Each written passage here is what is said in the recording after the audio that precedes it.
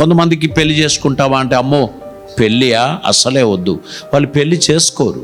కారణం ఏంటి తెలుసా? మా ఇంట్లో జరిగిన గొడవలే కారణం. అన్నయ్య వదిన చేసినటువంటి గొడవలు, అత్తగోడల మందులో జరిగిన గొడవలు, ఇవన్నీ చూచి వివాహం ఎందుకండి, నేను పెళ్లి చేసుకోను అని పిల్లలు కొందరు నిర్ణయాలు తీసుకుంటారు. దేవుడు ప్రణాళిక చేసినదే వివాహం. అది పరిశుద్ధమైన వివాహం. పరిశుద్ధ వివాహము ద్వారా జతపరచబడిన భార్య భర్తలు ఒకరికొకరు బ్లెస్సింగే, ఒకరికొకరి ఆశీర్వాదమే.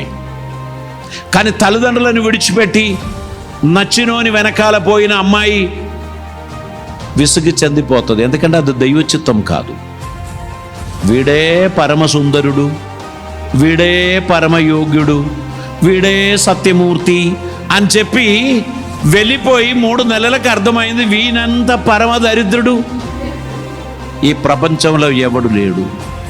ఇక తల్లిదండ్రుల దగ్గరికి పోలేరు, ఫ్రెండ్స్ దగ్గరికి పోలేరు. అందరూ ఒక రకమైన చూపు చూస్తారు గనక ఇక రైలు పట్టాలే శరణమని అటు కొందరు, చీర కొంగులే శరణమని మరికొందరు ఇలాంటి జీవితం ముగింపులోనికి తీసుకొస్తారు.